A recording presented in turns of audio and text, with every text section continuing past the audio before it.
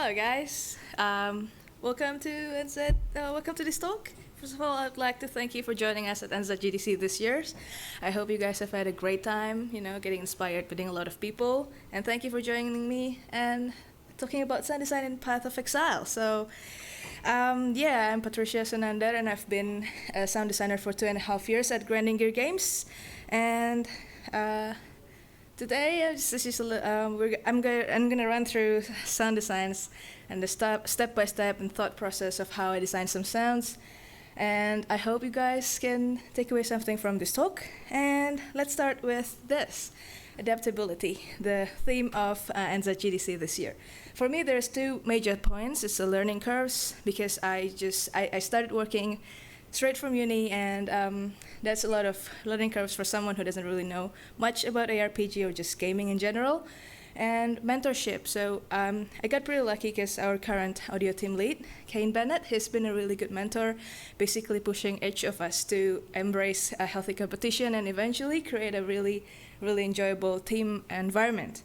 And so let's talk about our my in-game Path of Exile in-game implementation. So in the next few slides, I'll take you through each step and summary of how I implement sound in PoE, or Path of Exile. So first, when I first get an asset, there are 2 points that I do. If the asset is not ready in game, I start grabbing some rough designs from concept art.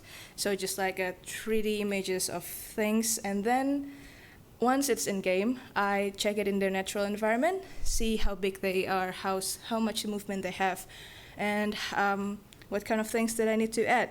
And then after I start imagining it, I move to Pro Tools. This is where the cooking and the blending process of layers of sounds is located.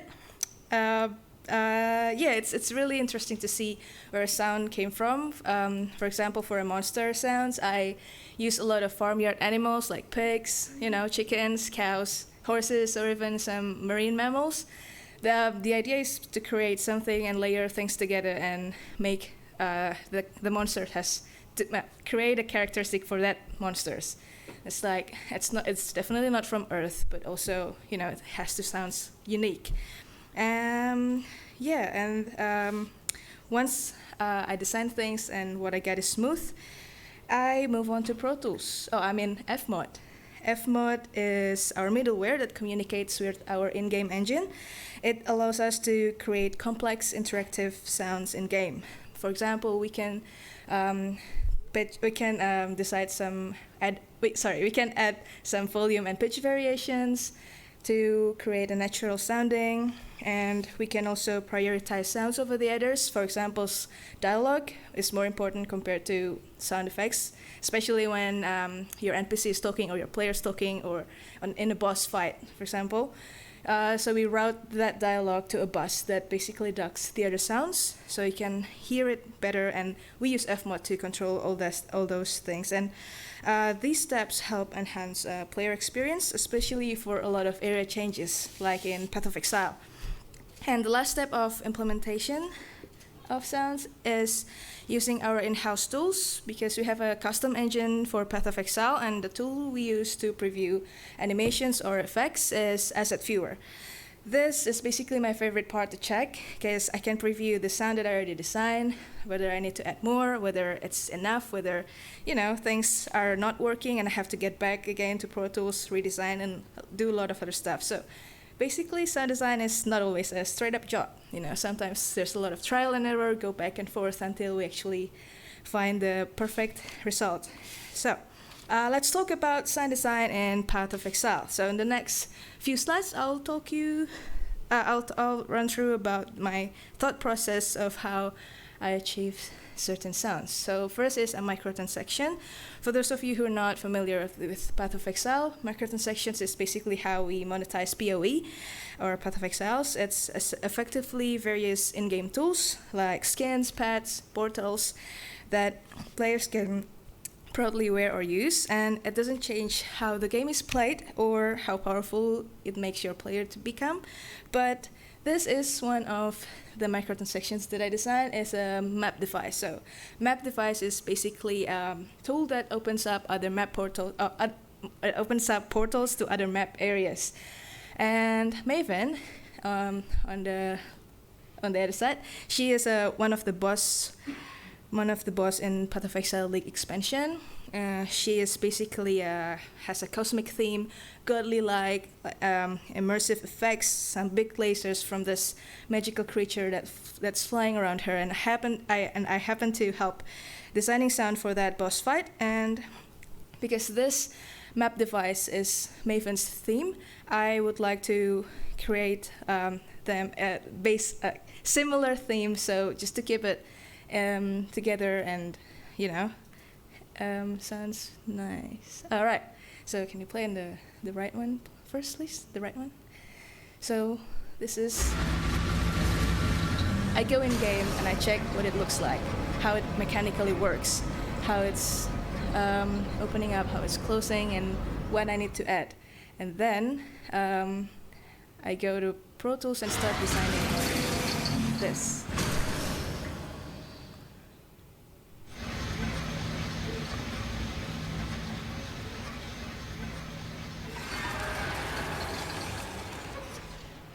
Cool. So the first thing that came into my mind is to notice the natural part of that movement, the metallic grinding on the ground. So it's pretty low-endy, and then there's some little high-pitch metallic rotating gears as well. So I add that on top of that, layer it together, make sure they have enough tail that leads to that big boom, and also leads to that looping part that is using Maven's boss fight audio that I mentioned before. So, okay, so let's talk about the sound design that I did for a monster. So, monsters is way more complex compared to designing sounds for microtransactions, because essentially, when you see characters like this, oh my god, like this, what's the few things that's come into your mind? Like, what should they sound like? What kind of armor they wear? What kind of weapon they use? Will they be running indoors in a cave? Will they be running outdoors? Will it be on a stony path? Will it be on the sand? Those kind of things, and also like what kind of skill sets they're going to be using, as the things that I first came into my mind, and I check in game. And this is one of the monsters on that faction. So before all that, I'm gonna tell you about Faridun. So Faridun is monsters that they are basically human soldiers who became corrupted in the storyline by their enemies and become a bloodthirsty human. So they look exactly like human, but also demonic. So the idea, I grabbed their original voiceover line and then layer it with a pitch down version of them. I distorted the pitch down version, and when they're playing together, it's pretty cliche, but at the same time, that's where I need to add more what do you call that? Like modulations, harmonizations, essentially to create a demonic, make it sound dirty, but also human, so you can hear what they're actually saying. So can you play the first two audio, please? Oppressors! You won't be forgotten! So yeah, basically you can still hear what she's saying, but also demonic and monstrous. And the next is the skill set. So on the right-hand side of the gifts, you see she is wearing she has the spear that moves with her and then hits the ground with a lot of crack. So for the whooshes, I gather some whooshes from woods, so heavy metal and light metal, combine them together, layer it together again, make sure they have enough tail that makes it sound natural, and then I added a slight tonal layer for that effects that you see there. Basically, all of these monster factions have their own colors for their skill set. So the idea of adding a tonal layer for that skill whooshes is just for players to know that there's various different monsters that's playing at the same time. So it has her own characteristic. It's not just like any other whooshes. And for the ground impact, I make sure it has like a really nice thud, crunchy and boomy ground crackling. I put a lot of earth and also make sure I had enough tail going on, and like debris, sand debris, and then yeah, these are how they sounds like. It's for the bushes. This is the ground. Yeah, cool. So this is what they sounds like in the nature.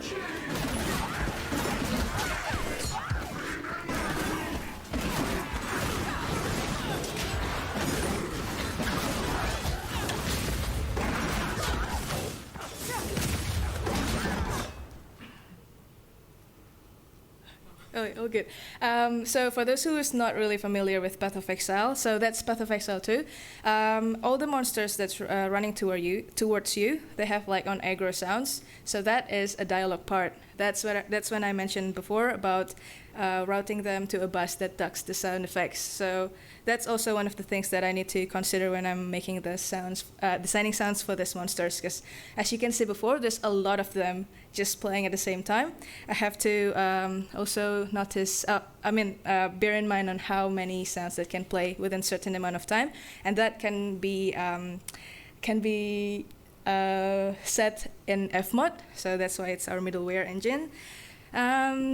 Yeah, basically what I'm trying to say, sound is crucial. It's a fundamental part of a game, because imagine yourself attacking a monster and the monster die and you don't hear anything. There's no satisfaction in there.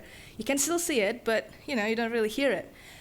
Or imagine yourself watching a horror movie and there's nothing that's jump scaring you.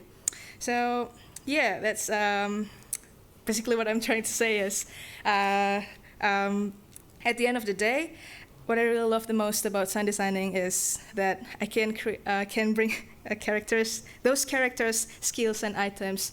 I can see them came alive with the sounds that I designed, and that is, sounds that they deserve, because all other departments has already created them with all their heart. So yeah, thank you.